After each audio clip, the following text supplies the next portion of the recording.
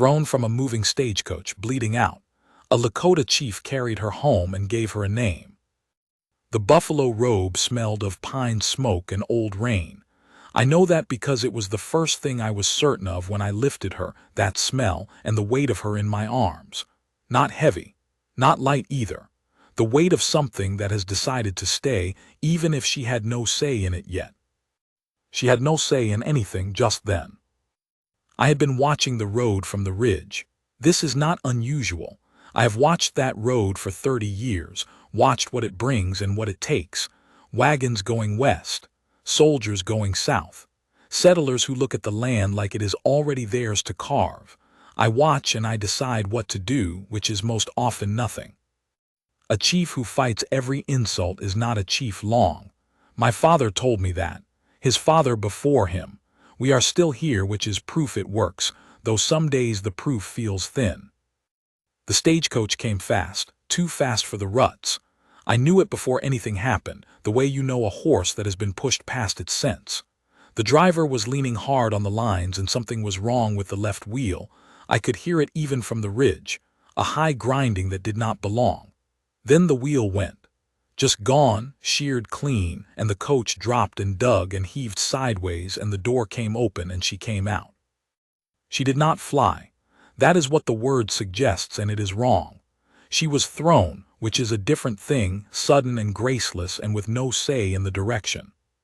She hit the ground twice before she stopped, and then she did not move at all. The driver fought his team to a standstill a quarter-mile down. Other passengers climbed out. They looked back at her and they looked at each other and one man walked her direction, stopped, and then they all looked up at the ridge. They saw me. They left. I do not say this as a wound. I say it because it is the fact that determined everything that followed. They saw a Lakota man on a ridge above a wrecked road, and they left the woman and drove on. This is what some men do. I have seen it enough that it no longer surprises me.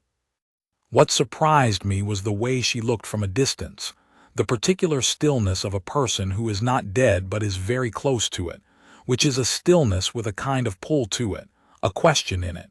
Is anyone coming? I came down.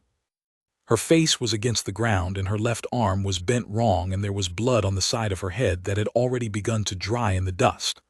I went to a knee beside her and put 2 fingers to her throat and felt the pulse there, thin but steady, a creek in late summer rather than a river. Enough. I did not know if the arm was the only break. I did not know what was happening inside her chest. I knew what I could see, blood, a bad arm, no one coming.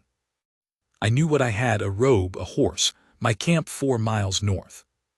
I have made worse decisions with less reason. I got her arm straight before I moved her. This is not tender. This is necessary. A badly set arm in a bouncing carry is a worse arm by the end of it. I used 2 sticks and a strip from my shirt, and I got it close enough and then I lifted her and carried her to my horse and got up behind her and held her against me for the ride so she would not fall again. She made 1 sound during the arm work. 1. And then was quiet. That was the first thing I marked about her, that she did not waste sound. Even unconscious, she was not a woman who cried out for no reason.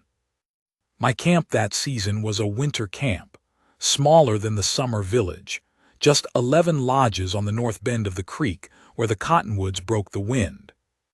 The women came out when I rode in. Yellow Blanket Woman, who was my aunt and had been the practical center of this band since before I was born, came to my horse without being called and looked at the woman in my arms and said nothing for a moment. Then she said, "She needs the fire lodge." So we put her in the fire lodge. I will tell you about Yellow Blanket Woman because she matters to this, and because most men who tell stories like this think the woman they found is the only woman worth talking about. My aunt was 63 years old. She had buried 2 husbands and 4 children, and she had outlasted things that would have broken most people in half. She knew medicine the way a river knows its own bed, not from learning but from being. She looked at the white woman's arm and said I had done well with it, which from Yellow Blanket Woman was the same as anyone else saying you saved her life. She looked at the head wound and said it was deep but clean. She looked at her breathing and said 1 rib, maybe 2. She said, "She will live if she wants to. Some don't, when they wake up somewhere strange." I said, "Then we will have to give her a reason to want to." Yellow blanket woman looked at me in the way she had. It was not a warm look exactly. It was a measuring look. She said, "And what does a Lakota chief know about giving white women reasons?" I said, "I know how to give anyone a reason." She made a sound that was not quite a laugh and went back to work. Her name, I learned later, much later, after she had been awake long enough to tell me, was Clara Marsh. She had been on her way to meet a brother in the Wyoming Territory who had a small farm and needed help with it. She was a widow. Her husband had died of a fever the previous winter, and she had spent 6 months settling what little there was to settle, and then had gotten on a stagecoach going west because there was nothing left for her where she had been. This is how she told it, plainly, without ornament, the way you tell a thing when you have told it to yourself enough times that the hurt is worn down to a shape you can carry. I recognized this. I had told certain things that way myself. But that came later. First, there were 3 days when she did not wake. I will not pretend I was unmoved by those 3 days. I sat with her more than I needed to. Yellow blanket woman did not comment on this. A chief can sit where he chooses. Mostly I sat because I am a man who has held a great deal, and there is a particular weight to waiting for someone to come back to themselves, and I did not want to hold it alone at a distance. Close is better. Close means you do not miss the moment when the breath changes. The moment came on the 3rd morning. I was outside sharpening a knife, and yellow blanket woman came to the door of the lodge and said, "She is awake." I put the knife down and went in. She was propped against a backrest, and she was looking at the ceiling of the lodge with the particular attention of someone trying to understand where they are by how the light behaves. The fire was low. The smoke hole was open. She had good color considering. When I came in, she turned her head and looked at me, and I expected fear. Most of them fear me at first, which I have made my peace with, but what she gave me was not fear exactly. It was a measuring look, not unlike yellow blanket woman's. She was taking stock. She said, "You brought me here." I said, "Yes." She said, "They left." I said, "Yes." She was quiet for a time, then she said, "Thank you." Not a great deal of words. But she said it the way people say it when they mean it without qualification, when they are not softening it or dressing it up, just handing it to you plain. It landed in me in a place I had not expected. I said, "You are safe. The arm will heal. The ribs will take longer." She nodded. She said, "What do I call you?" I told her my name. In Lakota it is Wombly Ohitika, brave eagle, which I knew she would not carry easily. But she tried it. She shaped the sounds carefully, not with mockery, with attention. She got it close enough that I did not have to pretend. She said, "I'll get it right." I said, "I believe you." That was the beginning. The days that followed were not simple. I want to say that clearly because the simple version, the one where the white woman and the Lakota chief understand each other immediately and everything flows, that is not what happened. There were silences that sat wrong. There were things I said that she did not understand, not the words but the weight behind them, and things she said that confused me for similar reasons. She did not know our customs. I did not know what she was used to, what constituted kindness or intrusiveness in her world. We felt our way along it the way you feel along a wall in the dark, one hand forward slowly. But certain things were clear from the beginning. She was not a woman who complained. Her ribs hurt badly. I could see it in the way she held herself, the careful stillness, and she did not complain about them. She was not a woman who asked for more than she needed. She was not a woman who was afraid of work. The moment she could stand without the room tilting, she wanted to be useful. Yellow blanket woman put her to grinding corn because it could be done seated, and she ground it with the focus of someone who understood that being useful is a form of respect. Yellow blanket woman told me later, she is not spoiled. This was high praise. There were complications I had expected. 3 of the men in camp were unhappy about her presence. Not cruel men, but cautious men, men who remembered what soldiers and settlers had cost us and who saw a white face and thought, this brings trouble. They were not entirely wrong, but I had given her shelter and my protection, and that was that. I told them, she did not choose to land here. She was thrown. We do not hold a person responsible for where they fall, and I am responsible for what happens in this camp. This ended the conversation. I do not say this to credit myself. It is simply the truth of what it means to have authority. You use it for things that matter. What I had not expected was the complication from the other direction.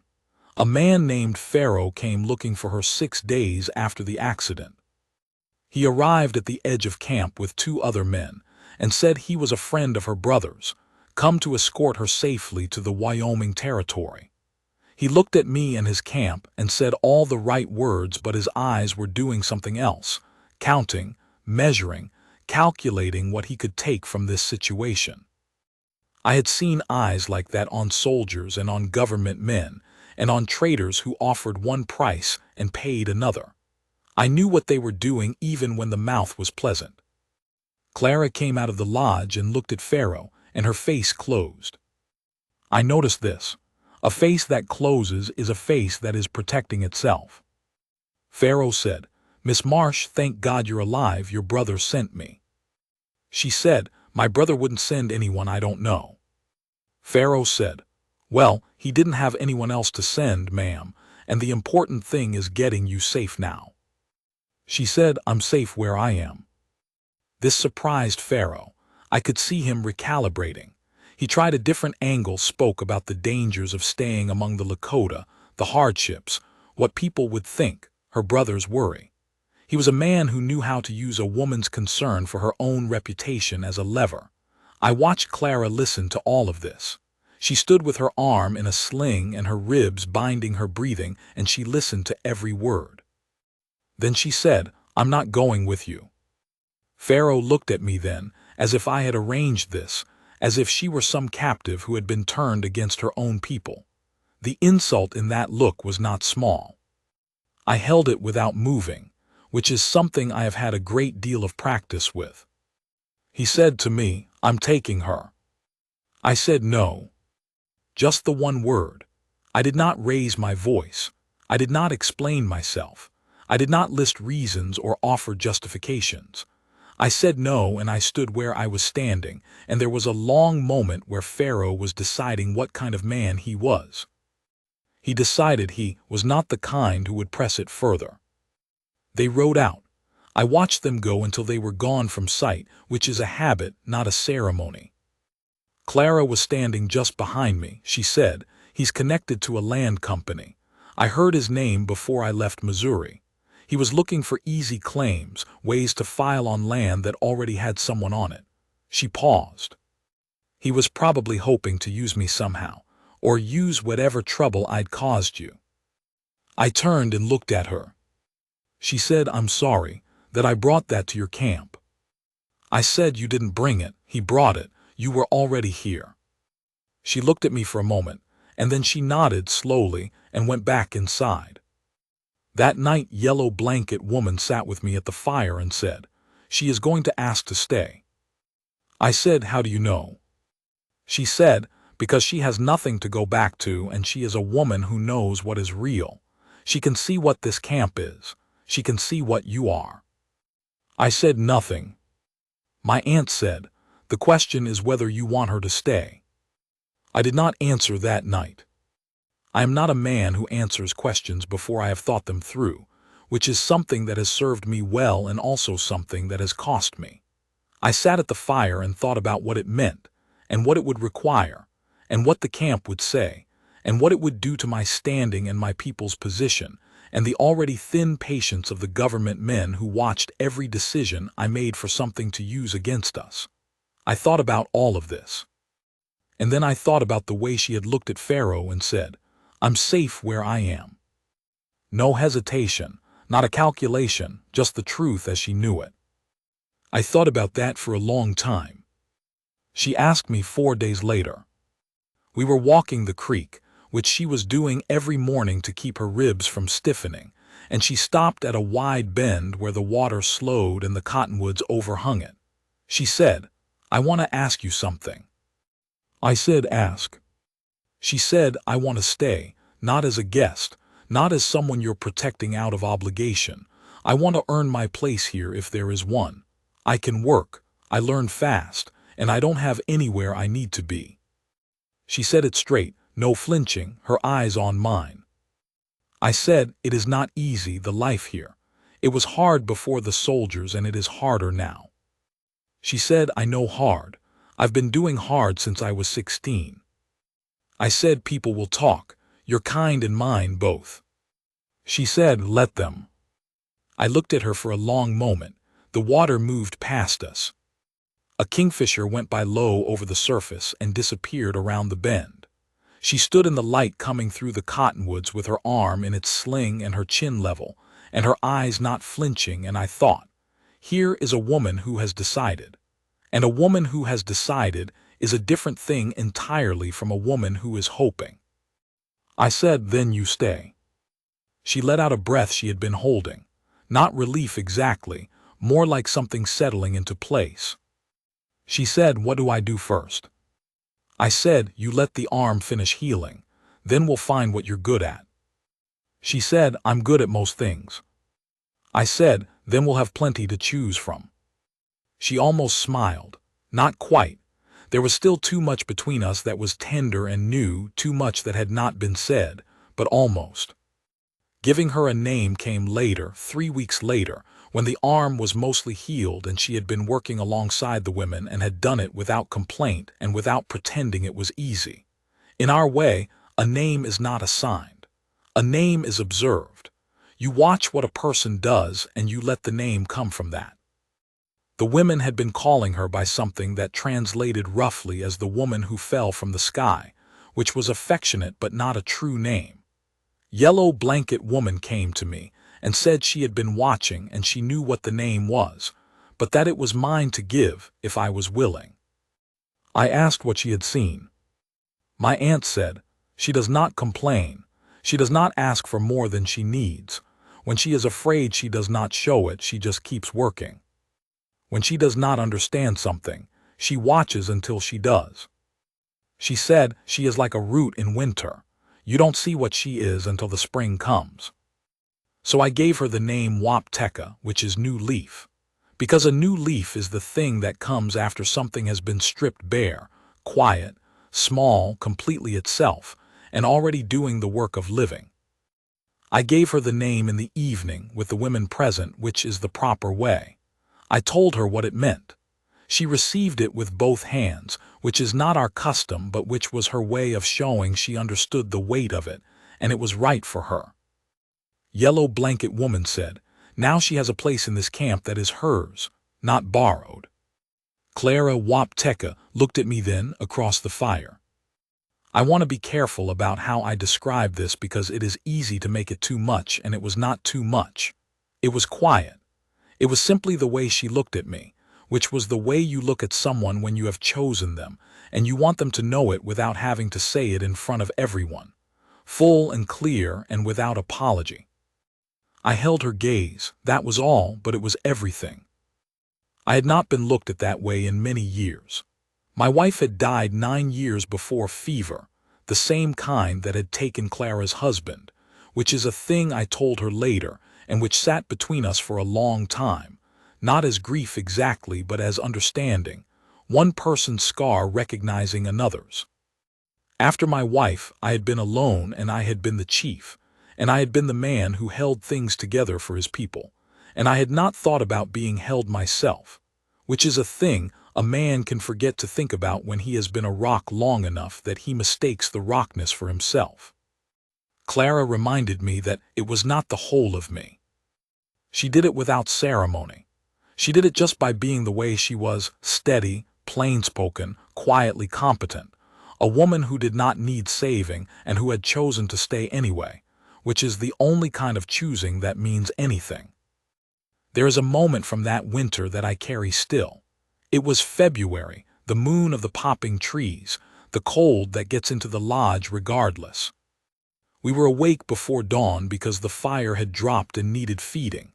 I got up and built it back and came back to lie down, and she turned toward me in the dark without speaking and put her hand against my chest and left it there. Not clutching, not dramatic, just her hand, flat and warm on my chest over my heart. I put my hand over hers. We lay like that until the fire was high enough to warm the lodge and the cold retreated to the edges where it belonged. Outside, the wind was working through the cottonwoods. Inside was still and warm, and our breathing was the same slow rhythm, unhurried, neither of us needing to speak. I do not know when I have felt more certain of my place in the world than in that moment. Not my place as chief. Not my place as a man who held things together for his people. My place as a man, simply known, wanted, chosen, by a woman who had chosen freely with her eyes open, and with everything the choice cost her already counted and accepted. I am not a man who says a great deal about feeling. My people are not given to performing emotion in the way that I understand some white people are, the large gestures, the declarations. What we have is the hand on the chest, the steady breath, the fire built in the dark, the name given with care and received with both hands. That winter was not easy. None of the winters after were easy. The government men kept coming. The land kept shrinking.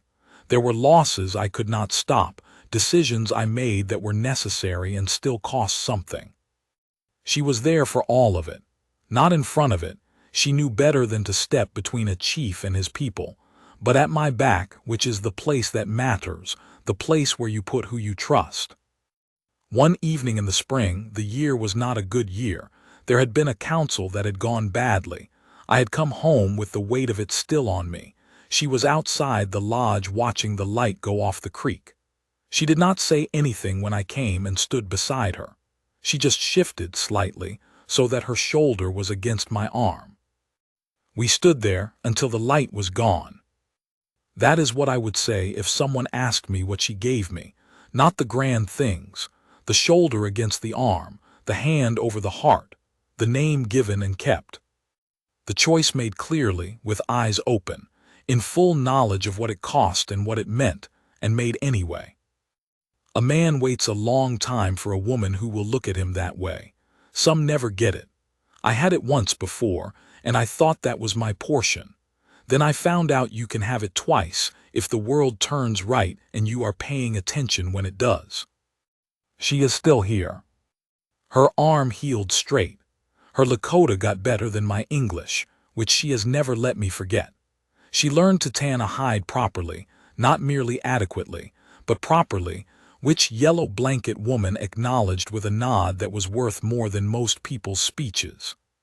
She planted a kitchen garden on the south side of the camp that first spring and has expanded it every year since. And she trades the surplus with the women in the next camp who have things she needs, which has made her more useful than half the men here. A fact she does not mention because she is not a woman who needs to be acknowledged for what she does. Though I acknowledge it, when no one is watching, I tell her. She receives it the way she received her name, with both hands, without flinching. There are days when I am old, not in body, though the body has its complaints. Old in the way a chief gets old, full of what has been lost, heavy with what might yet be lost, carrying the weight of people who do not know they are being carried. On those days she finds me. She does not ask what is wrong. She does not offer solutions. She comes and sits near me, close enough that I know she is there, and she is quiet, and I am not alone inside whatever it is, and this is enough. More than enough. I gave her a name. She gave me back something I did not know I had lost. This is not an exchange. It is not a bargain. It is what happens when two people have been stripped down to what they actually are, and they look at each other in that state and decide, yes, this, here. The creek bends north past the camp, and in the morning the light comes along it low and gold, and she is usually outside by then, already at something, already useful, already herself. I stand at the door of the lodge and watch her, and she does not see me watching, and I do not announce myself. I just stand there for a moment. Then I go out to meet the day. That is all. That is the whole of it.